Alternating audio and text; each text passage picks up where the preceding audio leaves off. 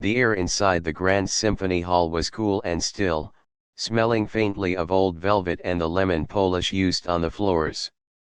It was that time of the night when the city outside was just a distant hum, and inside, the only light came from a single, focused beam cutting through the darkness.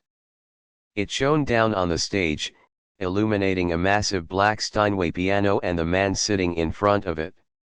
Julian was a man who lived for perfection. He wasn't just a piano player, to the world, he was a wizard of the keys, a man who could make the instrument sing or cry with just the touch of his fingers. But tonight, Julian was frustrated. He had been practicing for hours, trying to master a very difficult piece of music. The notes on the page were complex, demanding speed and power. He knew he could play them, but something was missing. It felt mechanical. It felt like work instead of art. He slammed his fingers onto the keys, playing a run of notes so fast they blurred together. The sound was loud and sharp, filling the empty hall. He stopped abruptly, pulling his hands back and shaking his head. He leaned forward, resting his elbows on his knees, and let out a long, tired sigh. The silence rushed back in, heavy and judging. Up in the balcony, a shadow moved slowly. It was Mr. Thorne. Well, actually, the other Mr. Thorne. He wasn't related to the famous pianist, but he was the caretaker of this building. He was an old man with a stoop in his back and skin that looked like weathered paper. He wore a faded gray uniform that had seen too many washes, and in his hand, he held a bucket and a rag. He had been waiting patiently in the wings for the pianist to finish his fit of playing so he could get to work. He didn't mind the music, in fact, he loved it. It was the only thing that made the long, quiet nights bearable. Seeing that the pianist had stopped, the old man came out from the shadows. He walked softly down the carpeted aisle of the balcony, his worn shoes making no sound on the thick floor. He reached the brass railing that overlooked the stage. He set his bucket down gently and leaned his mop against the wall. He took out his cloth and sprayed a little cleaner onto the brass. Spritz! Spritz! The sound was tiny, barely a whisper, but in the total silence of the hall, it echoed like a gunshot. Julian's head snapped up. He glared into the darkness of the auditorium. He couldn't see much, but he saw the movement near the railing. It broke his focus. It ruined his mood. For Julian, music was a fragile thing that needed total isolation. The idea that someone was up there, doing chores while he was trying to create art, offended him. He stood up, the bench scraping loudly against the stage floor. He walked to the edge of the platform, looking up into the gloom. "Can I help you?" Julian called out. His voice was cold and carried that sharp tone people use when they think they are better than everyone else. The old man froze. He didn't realize the sound of the spray bottle had carried that far. He peered over the railing, his face kind but confused. "Oh, I'm sorry, sir," the old man said softly. "I didn't mean to disturb you. I was just cleaning the rails. It's my job to make sure the brass shines for the show tomorrow."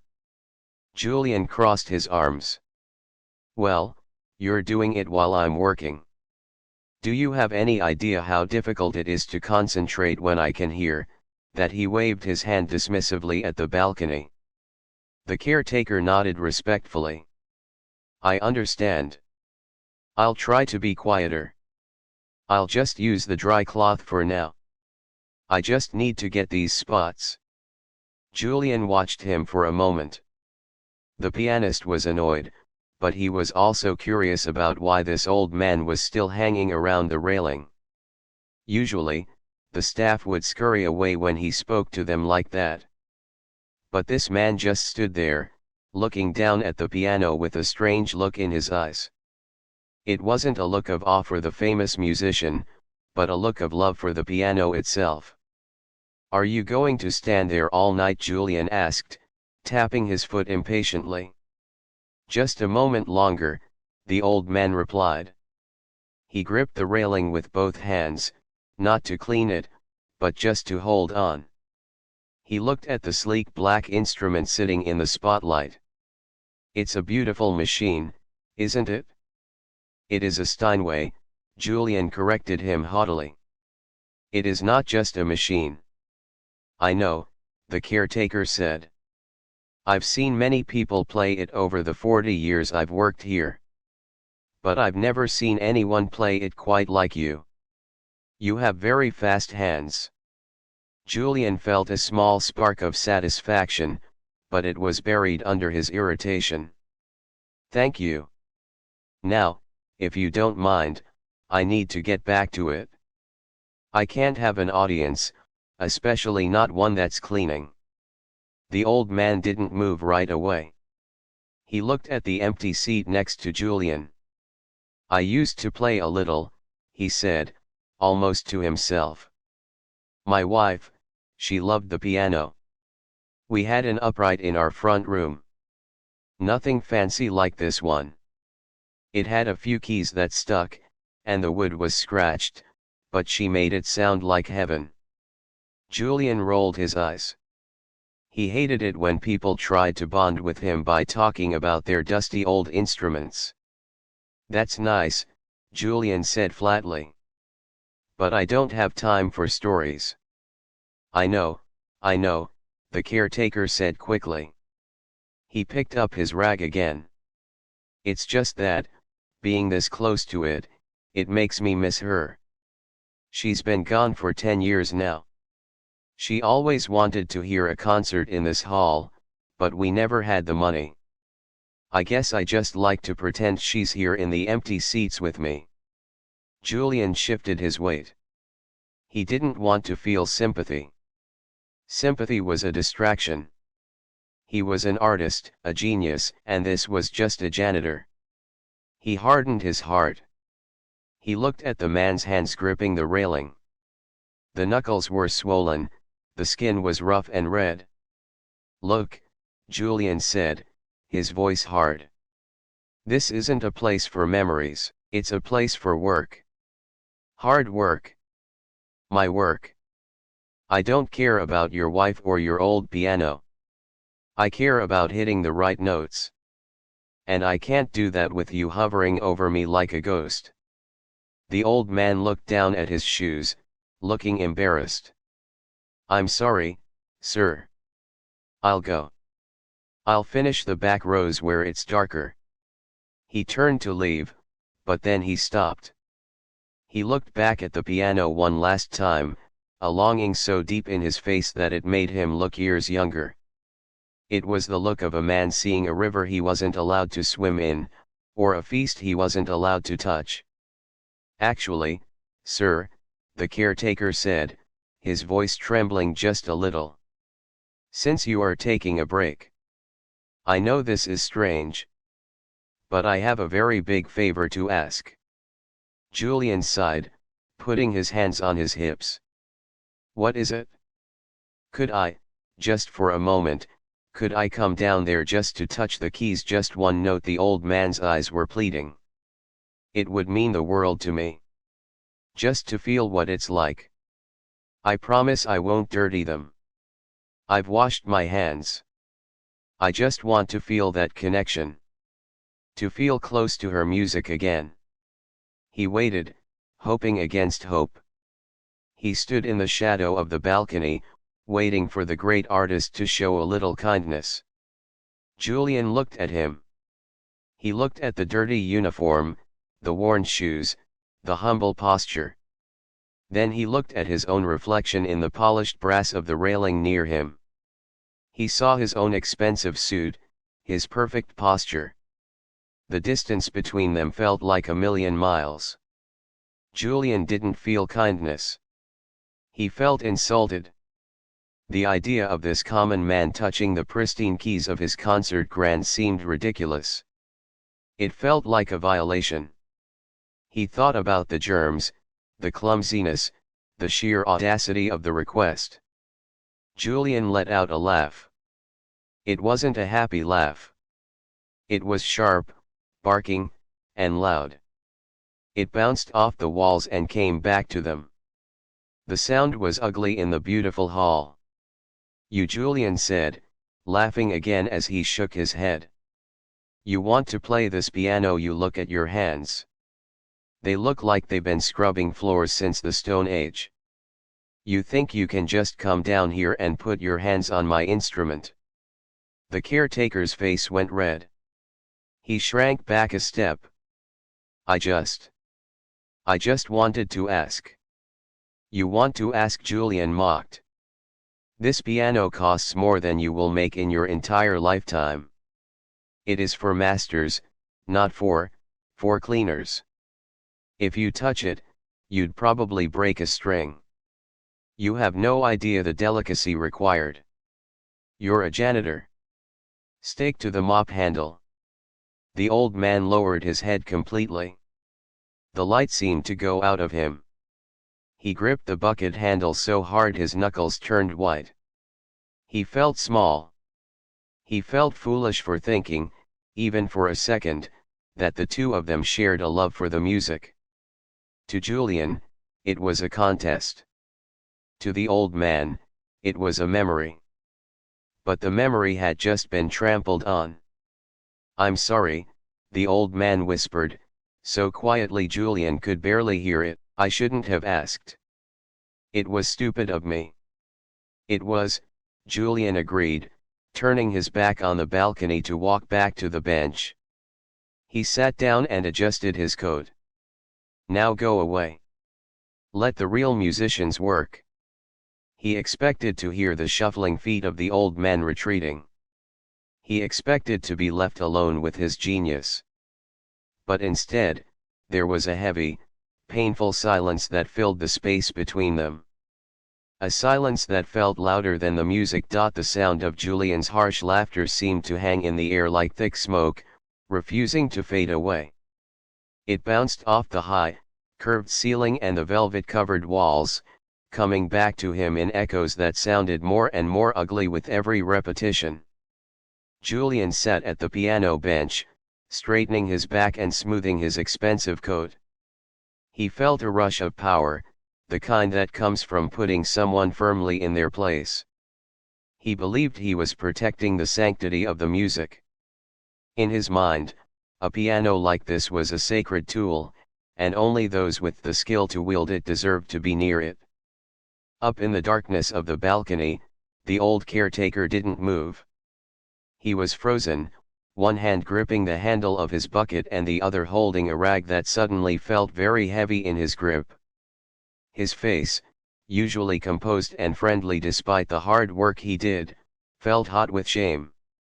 He had lived a long life, and he had learned to take the rough with the smooth, but being laughed at for having a dream that was a hard pill to swallow. He hadn't asked for money. He hadn't asked for fame. He had only asked for a single touch of the keys to feel close to the memory of the woman he had loved and lost. Julian turned his back to the audience seating, assuming the conversation was over. He placed his fingers on the cold ivory keys, ready to reclaim his territory. He struck a loud, aggressive chord, meant to drown out the awkwardness and assert his dominance. The note rang out, clear and perfect, but it felt empty. He shook his head. He needed to focus. He needed to get back into the zone. "Is there a problem, sir?" The voice came from the balcony. It was shaky, quiet, and raspy, but it was clear. It cut through the fading sound of the piano chord. Julian stopped playing. He let his hands drop into his lap, but he didn't turn around. He closed his eyes for a second, annoyed that the interaction wasn't over. Why couldn't people just take a dismissal and leave? He took a deep breath, letting it out slowly through his nose to show his frustration. "I said I am busy," Julian said, projecting his voice toward the darkness without turning his head. I have a concert in 2 days. I don't have time to chat with the cleaning staff. The old man shifted his weight. The floorboards creaked softly in the silence. He didn't want to leave, not yet. He felt like he had to explain himself, even though he knew it probably wouldn't matter. He wanted this famous musician, this man with so much talent, to understand that the music wasn't just about notes on a page. It was about life. "I'm sorry, Mr. Thorne," the caretaker said, his polite tone hiding a deep sadness. "It's just. I wasn't trying to dirty your instrument. I wasn't trying to be disrespectful. I was just standing here, and I saw the light hitting the keys. It reminded me of her." It really did.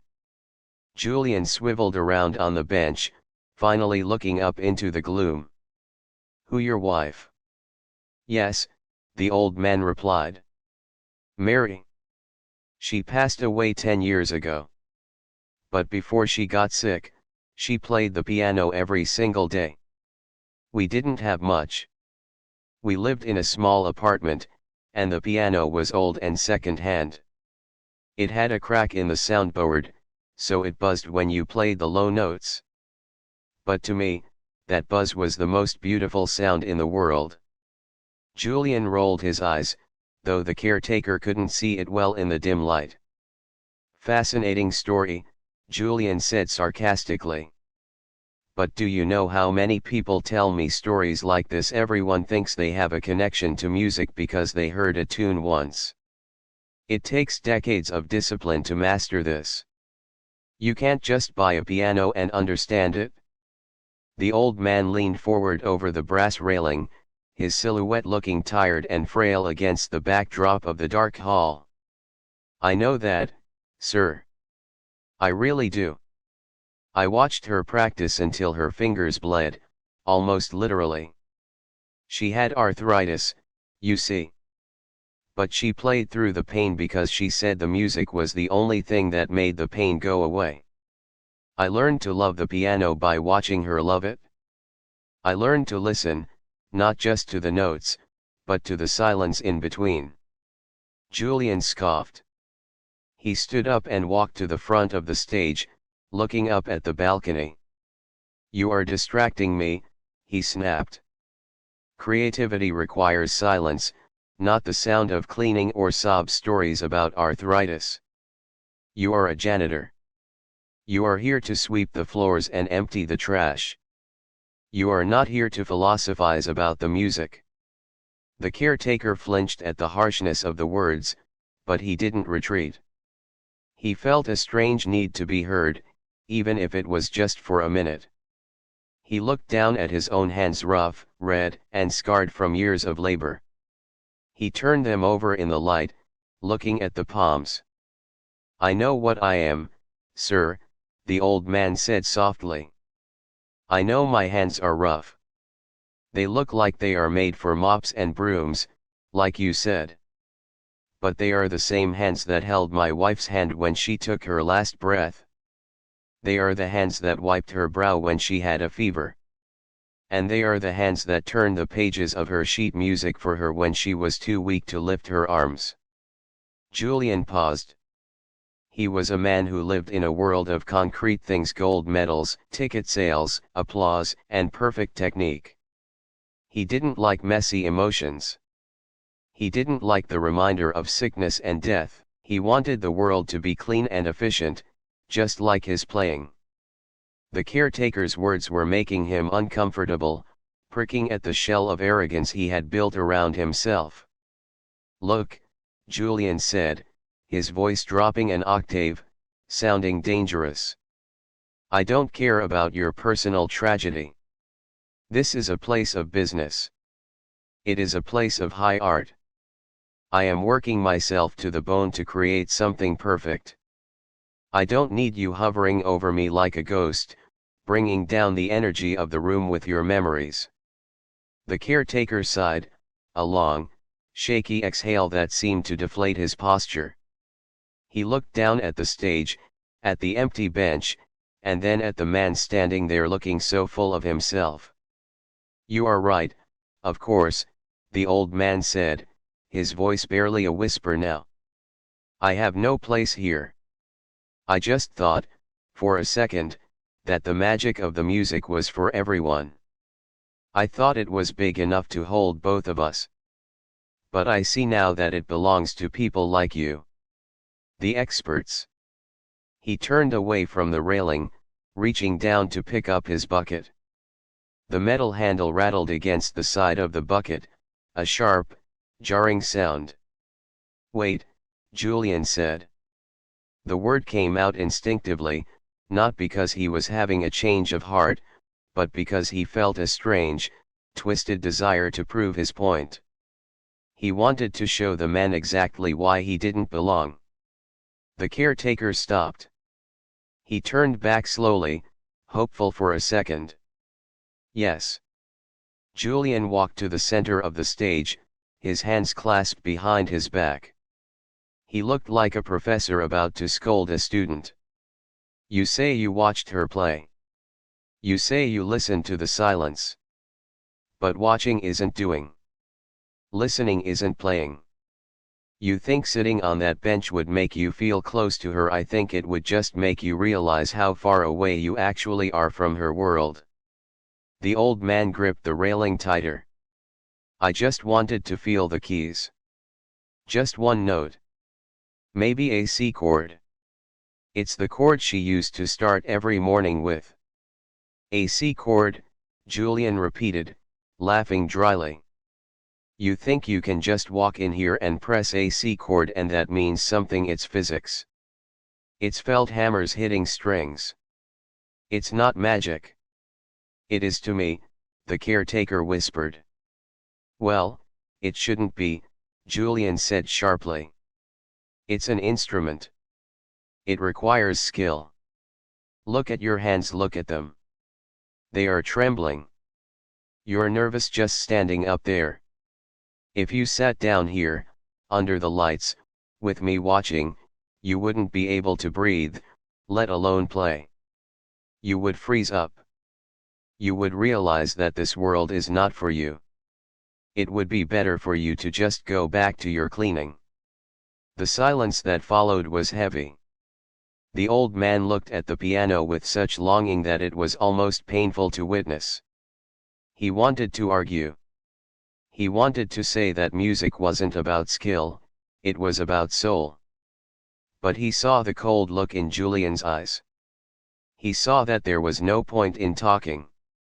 The wall was too high. "I'm sorry, Mr. Thorne," the caretaker said, his voice thick with unshed tears. "I didn't mean to bother you. I was just tired. The nights get long, and sometimes the memories get loud. I'll go now. I'll finish the lower level where I can't be heard." "You do that," Julian said, turning his back on him again. "And please, try to be quiet. I have a lot of work to do if I'm going to fix the mess you made of my concentration." The old man stood there for a moment longer. He looked at the empty space on the bench where he had dreamed of sitting. He took a deep breath, filling his lungs with the smell of the hall, trying to memorize it. He felt a small ache in his chest, a mix of rejection and pity for the man on stage who had the talent but had lost the love for the music. "Good luck with your concert, sir," the caretaker said softly. He didn't wait for a reply. He turned and began to walk slowly away, his shoes squeaking slightly on the floor. The sound faded as he moved toward the exit. Julian listened to the fading footsteps. He sat down at the piano and flexed his fingers. He felt a small pang of guilt, a tiny whisper in the back of his mind, but he crushed it immediately. He had to be strong. He had to be the best. He couldn't let sentimentality get in the way of greatness. He placed his hands on the keys. He was about to play, to force the music to submit to his will, but he found himself hesitating. The hall felt different now. It felt colder. It felt emptier. He shook his head, trying to clear the old man's face from his mind, and struck a loud, angry chord to reset the atmosphere. The note rang out, sharp and violent, chasing away the ghost of the janitor's request. The heavy, angry sound of the piano chord finally faded into the thick velvet curtains at the back of the stage. Julian sat there for a moment, his fingers still resting heavily on the keys, listening to the silence rush back in. He waited for the familiar feeling of peace to return, that sense of rightness he usually felt when he was alone with the instrument. But tonight, the peace didn't come. Instead, there was a strange, prickly feeling at the back of his neck. The hall felt different. It felt colder, somehow, and the vast darkness of the auditorium seemed to be pressing in on him. He turned his head slightly, glancing over his shoulder toward the balcony. The old caretaker was gone. The railing was empty. The bucket and mop had disappeared. Julian let out a sharp breath through his nose. Good, he muttered to himself. Focus. That is what you are paid to do. He pulled his hands off the keys and rubbed them together. They felt stiff. He tried to shake out the tension, rolling his shoulders, but his body felt coiled tight, like a spring ready to snap. He looked down at the music stand. The notes on the page were black dots on a white field, intricate and demanding. Usually, they looked like a map to a treasure. Tonight, they just looked like work. He lifted his hands to play again, aiming for the difficult run that had caused him so much trouble earlier. He took a breath and attacked the keys. Clang. The sound was jarring. His left hand missed the mark, hitting two keys at once instead of one. The resulting discord was ugly, like a stone crashing through a window. Julian stopped instantly, slamming his hands down on his knees. No, he whispered. Again. He tried the phrase once more. This time, his right hand was too heavy. The tone was harsh, aggressive. It wasn't the sound of a virtuoso, it was the sound of a man banging on furniture. He stopped again, his heart beating a little faster than normal. He was frustrated. The music wasn't flowing. It felt like he was pushing a heavy rock uphill. Get out of your head, Julian told himself sternly. He stood up and paced a small circle on the stage rug. He walked to the edge of the platform and looked out into the darkness. He couldn't see the seats, but he could feel them. Thousands of them. Empty. Waiting. For a second, the image of the old man's face flashed in his mind the way the caretaker had looked at the piano. It wasn't the look of someone who wanted to own the instrument. It was the look of someone who wanted to thank it. Julian shook his head, trying to dislodge the thought. He felt a sudden, sharp irritation, not just at the janitor, but at himself. Why was he letting a simple interaction ruin his practice? Sentimental garbage, Julian said out loud. He needed to prove to himself that he was in control. He needed to show that the piano obeyed him and him alone. He turned back to the bench, but he didn't sit down immediately. An idea, born of pride and arrogance, began to form in his mind. If the old man was still lurking somewhere in the shadows of the lower lobby or the hallway, Julian wanted to make sure he understood the reality of the situation. He wanted to demonstrate the sheer impossibility of the request. He thought about the caretaker's swollen, rough knuckles and the timid way he had asked to play. A cruel little smile touched Julian's lips. He walked to the center of the stage, standing tall under the spotlight. You think it's so easy, he said loudly to the empty room. You think it's magic? Let me show you the difference between a dreamer and a master. He walked over to the piano bench and pushed it aside. He didn't want to sit. He wanted to stand over the instrument, looming above it. Then, he turned his back on the stage and looked toward the side exit where the staff usually came and went. He raised his voice. "Hey!" he shouted. "Janitor!" His voice echoed, bouncing off the high ceiling. There was no answer. Of course there wasn't. The man had likely run off to hide in a closet or clean a bathroom to escape the humiliation. "Wait," Julian said, the word dropping to a normal volume as he stood alone. He felt foolish shouting at ghosts. He looked at the empty space on the bench again. That feeling of unease was growing. The silence wasn't peaceful anymore, it felt accusatory. It felt like the hall was judging him for his harshness. He stood there for a long minute, the spotlight hot on his face. He thought about the old man's story, the sick wife, the buzzing piano, the years of turning pages. He tried to push the thoughts away, but they clung to him like static electricity. He realized he couldn't just ignore it. He couldn't just play his way past it.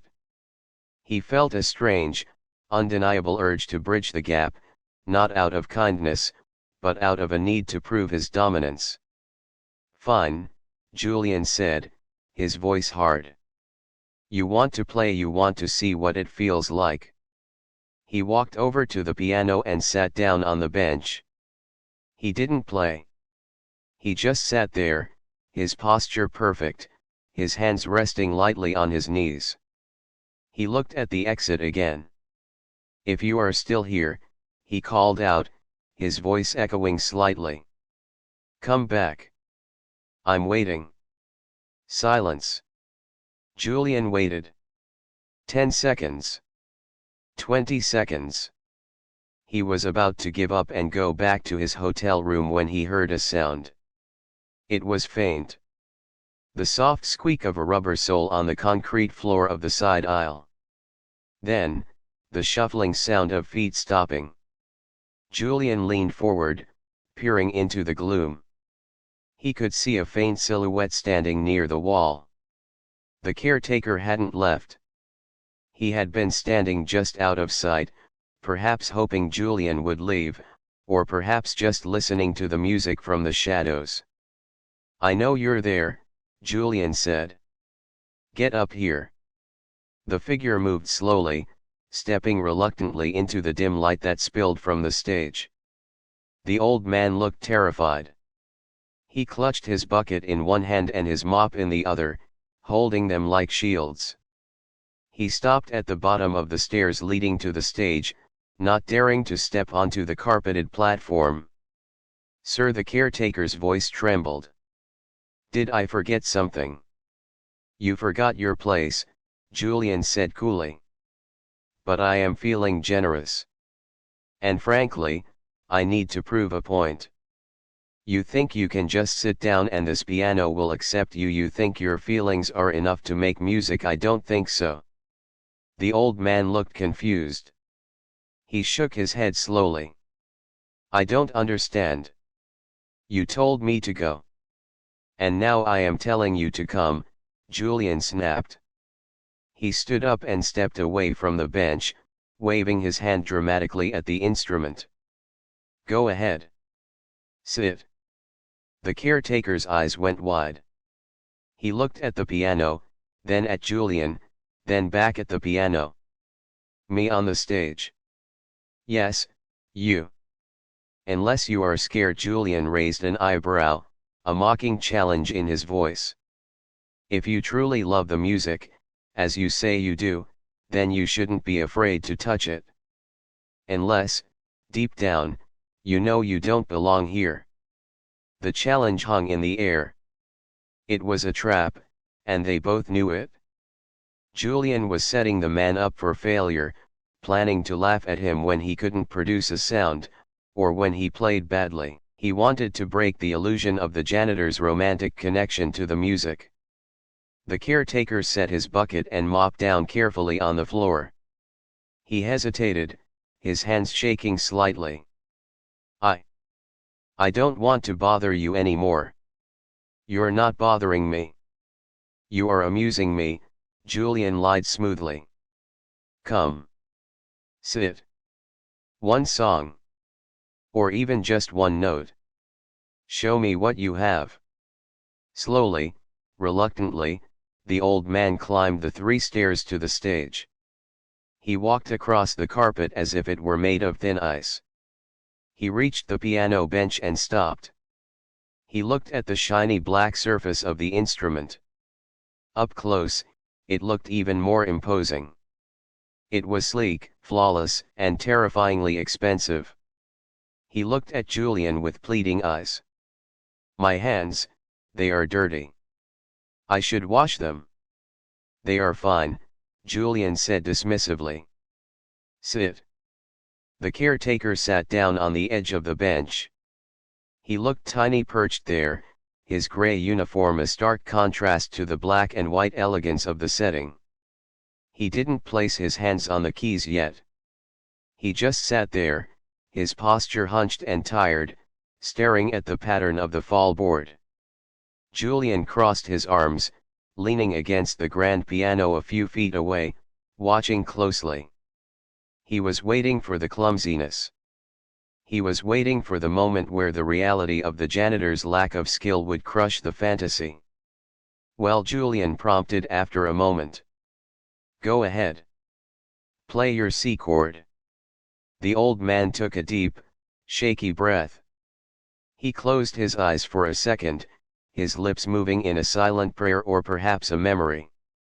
He unfolded his hands from his lap and hovered them over the keyboard. They were trembling, the skin rough and the knuckles swollen. For a second, he pulled them back. I can't, he whispered. I'm sorry. It's too beautiful. I'll ruin it. You are already wasting my time, Julian snapped. Do it. Or leave and never come back.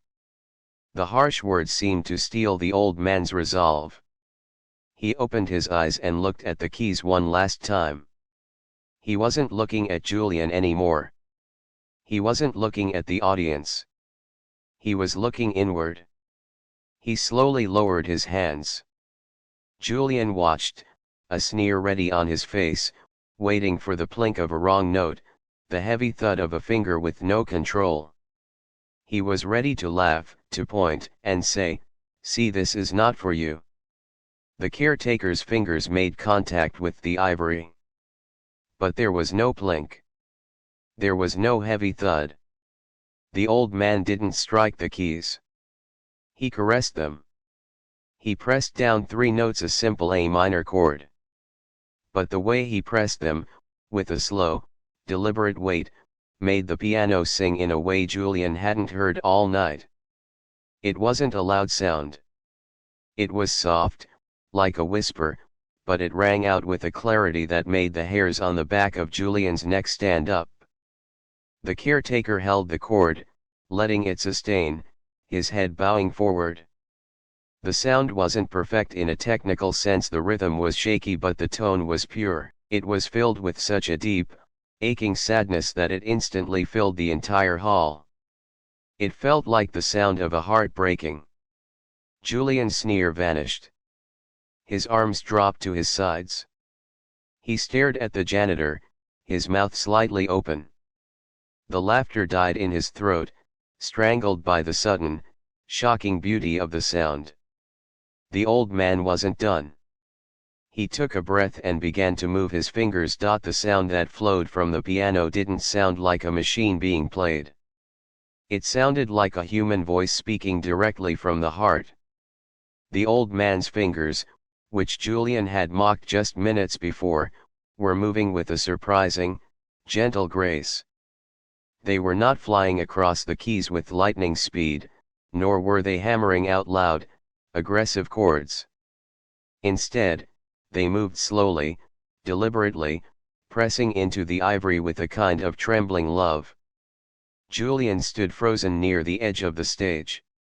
He had crossed his arms, ready to mock the performance, but now his arms hung loosely at his sides. His mouth, which had been twisted in a sneer, was now slightly open. He was listening, really listening, for the first time that night. The piece the old man was playing was complicated. It was the same Rachmaninoff concerto Julian had been struggling with, but it didn't sound the same.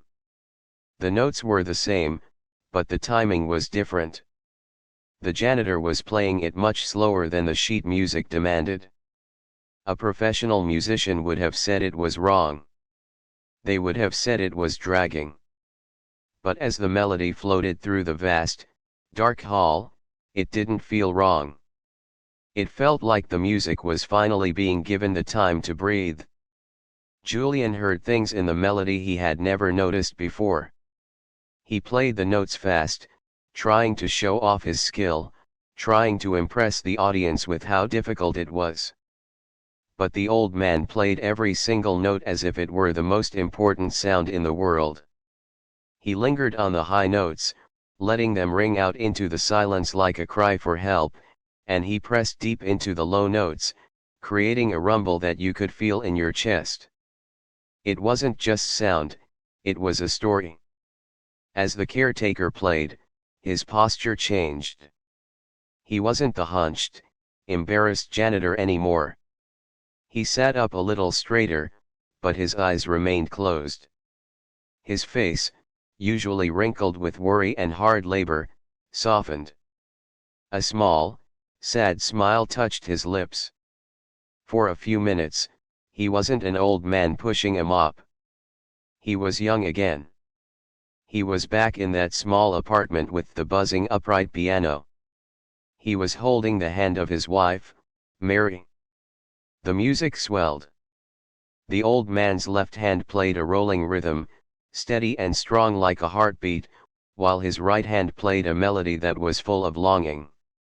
It was the sound of waiting for someone who will never return. It was the sound of remembering a dance from 50 years ago. It was the sound of love that doesn't fade, even when the person is gone. Julian took a step closer, drawn to the piano like a moth to a flame. He looked at the caretaker's hands. They were rough and red, yes. The skin was thick, and the joints were swollen with arthritis. But when they touched the keys, they were incredibly gentle. He wasn't hitting the notes, he was coaxing them out. He was begging the piano to sing for him, and the piano was answering. How is this possible? Julian whispered to himself. He had spent 30 years of his life mastering technique. He practiced scales for hours every day to make his fingers strong and independent. He had perfect discipline. Yet, he couldn't make the piano sound like this. He had the skill, but this man had the soul. Julian realized with a sudden, sharp pang of jealousy that the janitor loved the instrument more than he ever would. To Julian, the piano was a tool for his success. To the old man, the piano was a friend who held his memories. The music reached a quiet section. The rolling bass stopped, and only a single, high line of melody remained. It was fragile and thin. The old man hesitated for a split second on a tricky transition, a small stumble that Julian would have judged harshly before. But now, that stumble didn't matter. It made the music human. It made it real. It proved that this wasn't a perfect recording, it was a living, breathing man pouring his heart out. The caretaker's shoulders began to shake silently. He wasn't crying, but he was overcome with emotion. He was pouring all his grief into the music, letting it flow out of his fingers and into the strings. He was playing for Mary. He was playing for the 10 years of silence he had endured. He was playing for the life they had shared. Julian felt a lump form in his own throat. He wanted to look away, feeling like he was intruding on a private moment, but he couldn't. The beauty was too strong. It held him there. He felt small. He felt like a fraud. All his awards, his sold-out concerts, the applause of thousands, it suddenly felt empty. It was just noise. This was music. This raw, imperfect, heartbreaking sound was the real thing. He looked around the dark hall. Usually, he imagined the crowd cheering for him. Tonight, in his mind, he saw the empty seats filling up with ghosts. He saw the old man's memories. He could almost imagine a woman in a floral dress sitting in the front row, smiling at her husband. The atmosphere in the room had completely changed. The cold arrogance Julian had brought into the hall was gone, burned away by the warmth of the melody. The old man began to bring the piece to an end. He didn't play a big, showy finish. He didn't try to impress. He let the music wind down, like a clock running out of time. The melody became slower and softer, descending gently down the scale. He played a final chord, a simple, resonant A minor, just like the one he started with. He didn't lift his hands immediately, he left them resting on the keys, letting the sound vibrate up his arms and into his heart. He leaned forward, his forehead almost touching the fallboard, breathing hard as if he had just run a marathon. He was soaking up the last vibrations of the instrument, holding onto the connection for as long as he could. Julian was standing just a few feet away now, utterly still. The silence that followed the music was heavy. It wasn't the awkward silence of before. It was a respectful silence. It was the kind of silence you feel when you walk into a cathedral. The air seemed to hum with the ghost of the melody. The caretaker slowly opened his eyes. He seemed to remember where he was. He seemed to remember that the famous pianist was watching him. The spell broke. He quickly pulled his hands away from the keys as if they had suddenly become hot. He wiped his palms on his gray trousers, looking down at his lap. His face flushed red with embarrassment. I'm sorry," the old man stammered, his voice raspy. "I got carried away. I know I missed a few notes in the middle. And the tempo. I know it was too slow." He waited for Julian to laugh. He waited for the insults. He expected to be told to leave and never come back. He expected to be told that he was a fool for thinking he could play with a master. But Julian didn't say a word. The famous pianist looked at the old man, really looked at him, for the first time. He didn't see a uniform or a janitor. He saw a master of the heart. He saw a man who had lost everything but still kept the music alive inside him. Julian felt a deep sense of shame wash over him. He felt like a bully who had just kicked a puppy, only to discover the puppy could sing opera. Julian opened his mouth to speak, but his voice failed him. He cleared his throat, trying to find the right words, but there were no words. Nothing he could say would be good enough. Nothing could fix the cruelty he had shown earlier. The contrast between his cold, perfect arrogance and the man's warm, imperfect humanity was too stark. The old man misinterpreted Julian's silence as anger. He stood up quickly, grabbing his bucket and mop. "I shouldn't have done that," he muttered, his eyes filling with tears. "It was disrespectful of me to touch your piano. I'll go now. I've finished the balcony anyway." He turned to hurry away, wanting to escape before the humiliation hit him. He couldn't bear to see the look of disgust on the musician's face. The caretaker took a few steps toward the stairs, his head down, his spirit crushed once again. He had poured his soul out, and he feared it had been for nothing. He feared he had just made a fool of himself in front of the one person in the world who mattered to the music.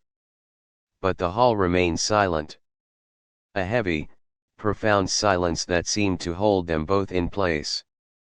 The piano stood like a dark silhouette in the center of the stage, the last vibrations of the janitor's touch still fading away into the rafters. Julian stood alone in the spotlight, feeling the weight of his own ego crushing him, while the cleaner walked away, leaving the virtuoso speechless in the wake of true art. The old man moved quickly toward the stairs, his head down, his shoulders hunched forward as if he was bracing for a blow. He kept his eyes fixed on the worn carpet of the stage steps, wanting only to escape. He felt a burning heat in his cheeks. He had let his emotions take over, he had touched something that didn't belong to him, and now he was sure the great pianist would yell at him. He expected to hear a sharp voice calling him back, mocking him for his tears, or ordering security to remove him. But the stage remained silent. The only sound was the soft squeak of the caretaker's shoes against the floor and the distant hum of the air conditioning system. Julian did not move. He stood rooted to the spot, exactly where he had been standing when the music stopped. His hands hung limp at his sides, his fingers slightly curled as if they were still touching invisible keys. The old man reached the bottom of the stairs and started to walk down the long aisle toward the exit. He walked faster than usual, eager to be swallowed by the darkness of the hallway. He clutched his bucket handle tight, the metal digging into his palm. He just wanted to get back to his cleaning supplies, to his small, quiet world where he didn't have to face the judgment of genius. Step. Step. Step. The rhythm of his retreating footsteps was the only noise in the vast hall. Julian stood alone under the bright spotlight. Usually, he loved this feeling. He loved being the center of attention, the sun around which the world revolved. But tonight, the light felt harsh. It exposed him. It showed him for what he really was, a man who had mastered the mechanics of the piano but had completely lost its heart. He looked at the empty bench where the janitor had sat just moments ago. There was a small indentation in the velvet where the man had perched. It looked so fragile, so temporary.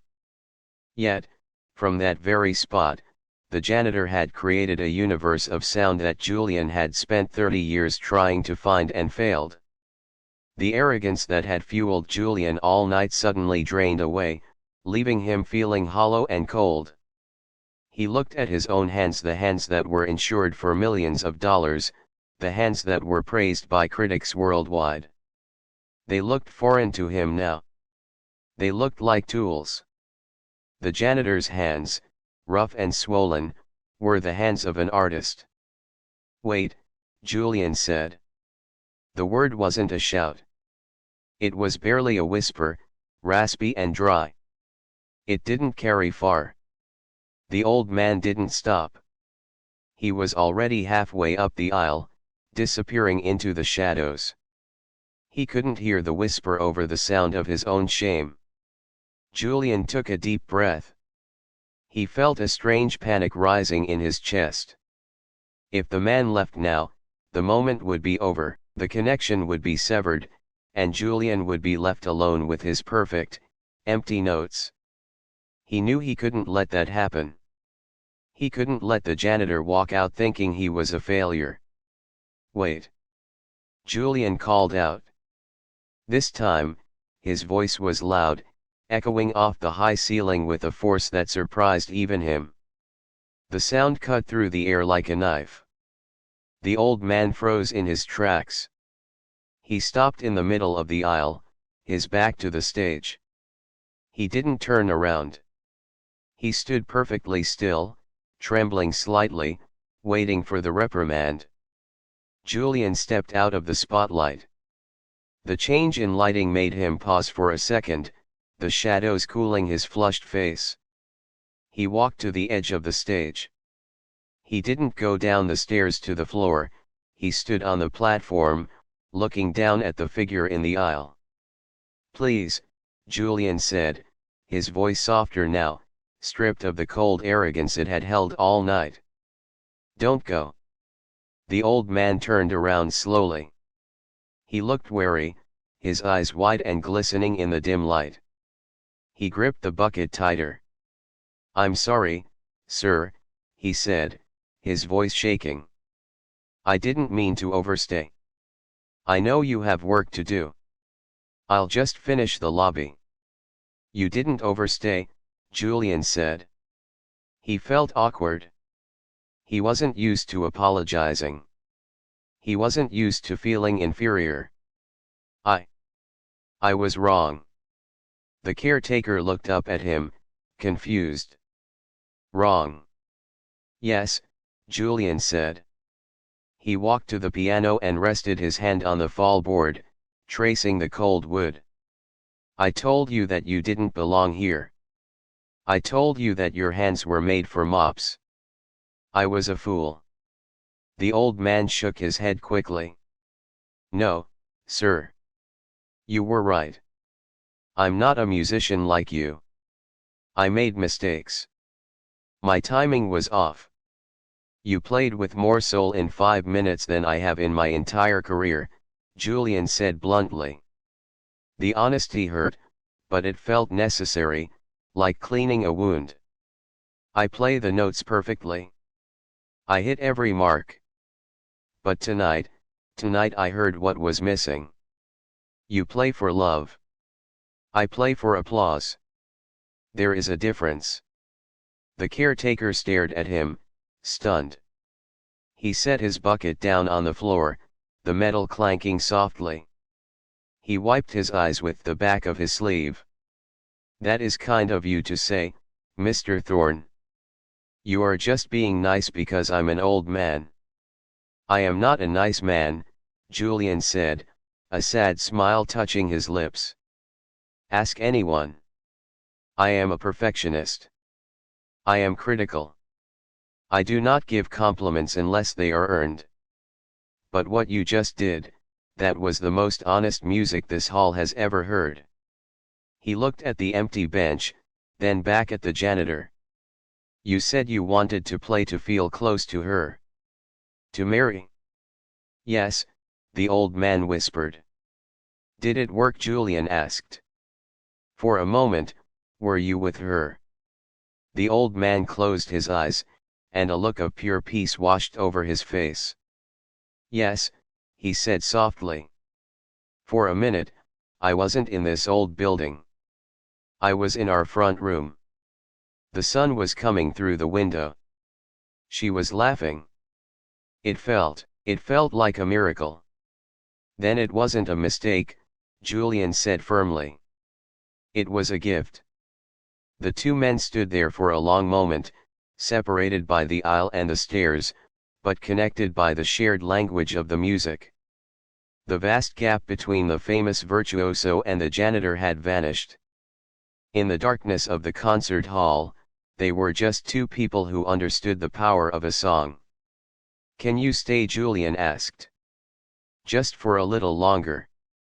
The caretaker looked at his watch, then back at the piano. "My shift is over in 10 minutes. "Good," Julian said. He walked over to the bench and sat down. He didn't sit in his usual rigid, commanding posture. He sat closer to the edge, leaving room. He patted the empty space on the velvet beside him. "Come up here," Julian said. The old man hesitated. "Oh, sir, I couldn't." "I insist," Julian said. "Please." Slowly, the old man climbed the stairs again. He walked to the piano, but this time he didn't approach it with fear. He approached it with reverence. Julian slid over on the bench, making room. It was a tight fit, but they managed. "What are we doing, sir?" the old man asked. "I am going to play the left hand," Julian said. "You are going to play the melody. Just like you did before. I want to feel what you feel. I want to learn how to slow down." The old man looked at him with wonder. "You want to play with me?" "More than anything," Julian answered sincerely. The old man sat down. He lifted his rough, swollen hands. Julian lifted his perfect, trained hands. Julian looked at the caretaker and nodded. The old man took a breath and closed his eyes. He found the starting note. Julian began to play a soft, rolling bass line. It was technically flawless, supporting the sound without overpowering it. He listened carefully to the rhythm, matching his playing to the old man's breathing. And then, the janitor began to play the melody. It happened again, that magical, heartbreaking sound. But this time, it was richer. The deep resonance of Julian's bass gave the melody a strong foundation, while the janitor's delicate touch gave the music its wings. They played together, the master and the servant, the expert and the amateur. But as the music filled the hall, there was no difference between them. They played the song for Mary. They played it for the silence, for the empty seats, for the love that survives long after the music stops. When they finished, Julian didn't pull his hands away. He let the final chord fade into the rafters, feeling the vibration of the strings running through the bench and into his bones. He looked at the old man, who was smiling through his tears. "Thank you," Julian whispered. "No," the old man said, placing a hand gently on Julian's shoulder. "Thank you." The hall fell silent again, but it wasn't a heavy, judging silence anymore. It was a peaceful silence. It was the quiet of a job well done. Julian Thorne, the famous pianist, realized that he hadn't just given a concert that night, he had attended a master class taught by a man with a mop. And for the first time in his life, he was truly listening.